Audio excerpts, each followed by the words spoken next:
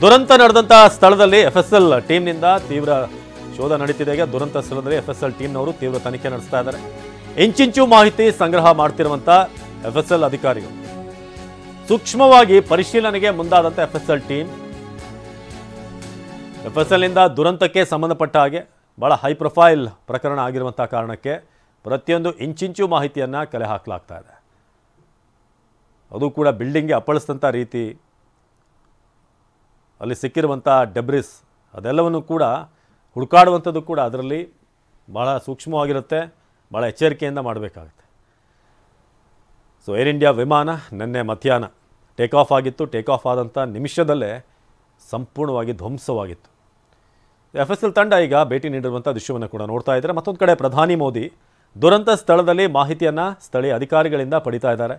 ಹೇಗಾಯಿತು, ಏನು, ಎಷ್ಟು ವಿದ್ಯಾರ್ಥಿಗಳಿದ್ರು, ಜೊತೆಗೆ ಆ ಎತ್ತರ, ಎಷ್ಟು ಎತ್ತರದಿಂದ ಈ ವಿಮಾನ ಬಂದು ಅಪ್ಪಳಿಸ್ತು, ಏನು ಕಾರಣ, ಟೆಕ್ನಿಕಲಿ ಏನು ಸಮಸ್ಯೆ ಆಯಿತು, ಇದೆಲ್ಲದರ ಬಗ್ಗೆ ಕೂಡ ಮಾಹಿತಿಯನ್ನು ಪಡೆಯಲಾಗ್ತಾ ಇದೆ. ಸದ್ಯೀಗ ಸಿವಿಲ್ ಆಸ್ಪತ್ರೆ ಬಳಿಯಿಂದ ನಮ್ಮ ಪ್ರತಿನಿಧಿ ಹರೀಶ್ ಹೆಚ್ಚಿನ ಮಾಹಿತಿಯನ್ನು ನೀಡ್ತಾರೆ ನೇರ ಸಂಪರ್ಕದಲ್ಲಿ. ಹರೀಶ್, ಈಗ ನಾವು ಗಮನಿಸ್ತಾ ಇದ್ದೀವಿ, ಒಂದು ಕಡೆ ಪ್ರಧಾನಿ ಮೋದಿ ಭೇಟಿ ನೀಡಿದ್ದಾರೆ ದುರಂತ ಆದಂಥ ಸ್ಥಳಕ್ಕೆ, ಆಸ್ಪತ್ರೆಗೂ ಕೂಡ ಭೇಟಿ ನೀಡಿರೋದು. ಮತ್ತೊಂದು ಕಡೆ ನಾವಾಗಲೇ ಇನ್ಫಾರ್ಮೇಷನ್ ಕೊಟ್ಟ ಹಾಗೆ DNA ಪರೀಕ್ಷೆ ಕೂಡ ನಡೀತಾ ಇದೆ. ಅಷ್ಟು ಸುಲಭ ಇಲ್ಲ ಅಂತ ಫೈಂಡ್ ಔಟ್ ಮಾಡೋದು, ಯಾರು ಏನು ಆ ಪ್ಯಾಸೆಂಜರ್ ಲಿಸ್ಟನ್ನು ತೆಗೆದು ಟ್ಯಾಲಿ ಮಾಡೋಕ್ಕೂ ಕೂಡ ಸಾಧ್ಯ ಆಗಲ್ಲ, ಯಾರು ಯಾವ ಸೀಟಲ್ಲಿ ಕೂತಿದ್ರು ಅನ್ನೋದು ಕೂಡ ಅಲ್ಲಿ ಗೊತ್ತಾಗೋಕ್ಕೆ ಸಾಧ್ಯ ಇಲ್ಲ, ಅಷ್ಟು ಮಟ್ಟಿಗೆ ಧ್ವಂಸ ಆಗಿತ್ತು. ಸದ್ಯಕ್ಕೆ ಏನೇನು ಆಗ್ತಾರೆ, ಜೊತೆಗೆ ಫ್ಯಾಮಿಲಿಯವರು ಕೂಡ ಈ ಭಾರತದಲ್ಲಿ ಇರುವಂಥವ್ರು ಅಲ್ಲಿಗೆ ತಲುಪೋದು, ಬಟ್ ಬ್ರಿಟನ್ನಲ್ಲಿ ಏನಾದರೂ ಇದ್ದರೆ ಅವರ ಸಂಬಂಧಿಕರು ಅವ್ರು ಬಂದಿಲ್ಲಿ ಬಂದು ಐಡೆಂಟಿಫೈ ಮಾಡೋದು, ಅದೆಲ್ಲ ಎಷ್ಟು ಟೈಮ್ ತಗೊಳುತ್ತೆ ಹೇಗೆ ಅಂತ.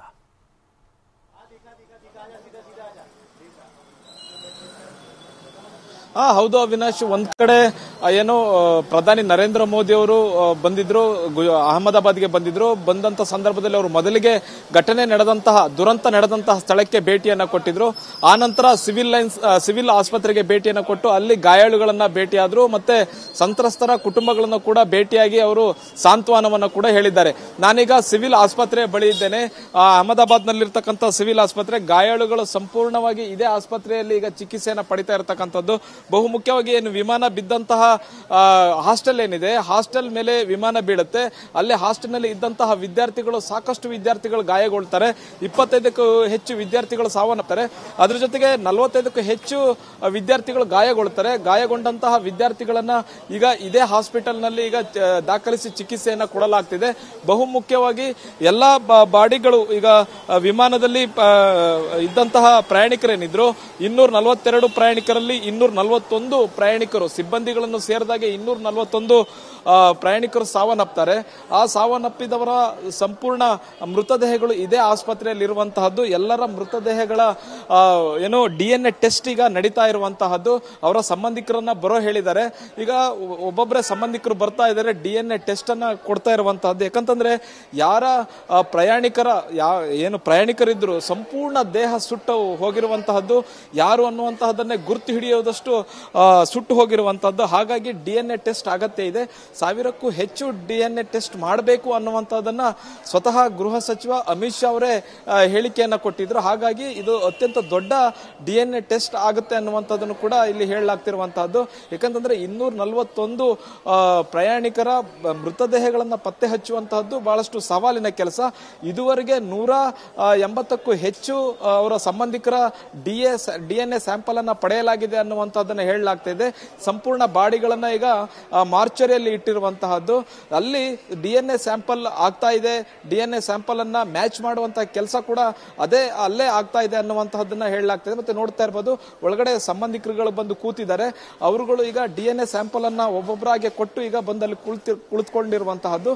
ಬಹು ಮುಖ್ಯವಾಗಿ DNA ಸ್ಯಾಂಪಲ್ ನಿರಂತರವಾಗಿ ನಡೆಯುತ್ತೆ. ಯಾಕಂದ್ರೆ ವಿದೇಶಿಗರುಗಳು ಕೂಡ ಇದ್ದಾರೆ, ಮತ್ತೆ ಭಾರತೀಯ ಪ್ರಯಾಣಿಕರುಗಳು ಕೂಡ ಇದ್ರು, ಮತ್ತೆ ವಿದೇಶಿ ಪ್ರಯಾಣಿಕರು ಇರೋದ್ರಿಂದ ಅವರುಗಳು ವಿದೇಶದಿಂದ ಬರಬೇಕಾಗುತ್ತೆ, ಅವರ ಸಂಬಂಧಿಕರು ವಿದೇಶದಿಂದ ಬರಬೇಕಾಗುತ್ತೆ. ಅಲ್ಲಿ DNA ಸ್ಯಾಂಪಲ್ ಅನ್ನ ಮ್ಯಾಚ್ ಮಾಡಬೇಕಾಗುತ್ತೆ. ಯಾಕಂತಂದ್ರೆ 241 ಮೃತದೇಹಗಳನ್ನ ಹಸ್ತಾಂತರ ಮಾಡುವಂತದ್ದು ಕೂಡ ಬಹಳಷ್ಟು ಕಷ್ಟ ಆಗಿರುವಂತಹದ್ದು. DNA ಸ್ಯಾಂಪಲ್ ಸಿಕ್ಕಂತ ಸಂದರ್ಭದಲ್ಲಿಯೇ ಆ ಒಂದು ಎಲ್ಲ ಮೃತದೇಹಗಳನ್ನು ಕೂಡ ಅವರಿಗೆ ಹಸ್ತಾಂತರವನ್ನ ಮಾಡುವಂತಹ ಸಾಧ್ಯತೆ ಇದೆ. ಇಲ್ಲಿ ಬಹುಮುಖ್ಯವಾಗಿ ಒಂದೊಂದು ಮೃತದೇಹಗಳನ್ನು ಕೂಡ ಪತ್ತೆ ಹಚ್ಚುವಂತದ್ದು ಬಹಳಷ್ಟು ಕಷ್ಟ ಆಗಿರುವಂತಹದ್ದು. ಪ್ರಧಾನಿ ನರೇಂದ್ರ ಮೋದಿ ಅವರು ಕೂಡ ಕೂಡ ಭೇಟಿಯನ್ನು ಕೊಟ್ಟು ಹೇಗೆ ನಡೀತಾ ಇದೆ DNA ಟೆಸ್ಟ್ ಹೇಗೆ ನಡೀತಾ ಇದೆ, ಎಷ್ಟು ಬೇಗ ಆಗುತ್ತೆ ಏನು ಅನ್ನುವಂಥ ಸಂಪೂರ್ಣ ಮಾಹಿತಿಯನ್ನು ಕೂಡ ಪಡೆದುಕೊಂಡಿರುವಂತಹದ್ದು. ಬಹು ಮುಖ್ಯವಾಗಿ ಇನ್ನೊಂದು ಕಡೆ ಈ ವಿಮಾನ ಅಪಘಾತ ಹೇಗಾಯ್ತು, ದುರಂತ ಹೇಗಾಯ್ತು ಅನ್ನುವಂಥದ್ರ ಬಗ್ಗೆ ಕೂಡ ಈಗ ಪ್ರಧಾನಿ ನರೇಂದ್ರ ಮೋದಿ ಅವರು ಸರ್ಕ್ಯೂಟ್ ಹೌಸ್ ನಲ್ಲಿ ಚರ್ಚೆಯನ್ನ ಮಾಡ್ತಾ ಇದ್ದಾರೆ. DGCA ಅಧಿಕಾರಿಗಳ ಜೊತೆಗೆ ಏರ್ ಇಂಡಿಯಾ CEO ಅವ್ರ ಜೊತೆ ಕೂಡ ಚರ್ಚೆಯನ್ನ ಮಾಡ್ತಾ ಇದ್ದಾರೆ. ಬಹುಮುಖ್ಯವಾಗಿ NDRF SDRF ತಂಡ ಕೂಡ ನಿರಂತರವಾದಂತಹ ಕಾರ್ಯಾಚರಣೆಯನ್ನ ಮಾಡ್ತಾ ಇರುವಂತಹದ್ದು. ಏನು ಕಟ್ಟಡದ ಮೇಲೆ ಬಿತ್ತು ಅಂದ್ರೆ ವಿದ್ಯಾರ್ಥಿಗಳು ವಾಸ ಇದ್ದಂತಹ ಒಂದು ಹಾಸ್ಟೆಲ್ ಮೇಲೆ ಏನು ವಿಮಾನ ಪತನ ಆಯಿತು, ಇಂತಹ ಸಂದರ್ಭದಲ್ಲಿ ಅನೇಕ ವಿದ್ಯಾರ್ಥಿಗಳು ಕೂಡ ಅಲ್ಲಿದ್ರು. ಮತ್ತೆ ವಿಮಾನದ ಅವಶೇಷಗಳನ್ನ ಇನ್ನೂ ಕೂಡ ತೆಗೆಯುವಂತಹ ಪ್ರಯತ್ನಗಳೀಗ ನಡೀತಾ ಇರುವಂತಹದ್ದು. ಮತ್ತೆ JCB ವರ್ಕ್ ಕೂಡ ನಡೀತಾ ಇರುವಂತಹದ್ದು. ಒಂದ್ ಕಡೆ ವಿಮಾನ ಬಿದ್ದಂತಹ ಪ್ರದೇಶದಲ್ಲಿ ಅವಶೇಷಗಳನ್ನು ತೆಗೆದುಹಾಕುವುದು ಒಂದ್ ಕಡೆ ಆದ್ರೆ, ಇನ್ನೊಂದ್ ಕಡೆ ಆಸ್ಪತ್ರೆಯಲ್ಲಿ DNA ಮ್ಯಾಚ್ ಮಾಡುವಂತಹ ಕೆಲಸವೇ ಒಂದು ದೊಡ್ಡ ಕೆಲಸ ಆಗಿರುವಂತಹದ್ದು.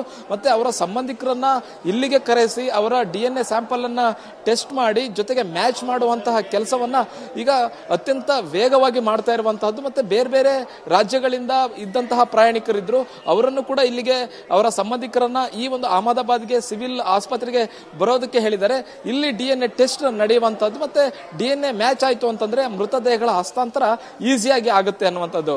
ಅವಿನಾಶ್, ಧನ್ಯವಾದ ಹರೀಶ್.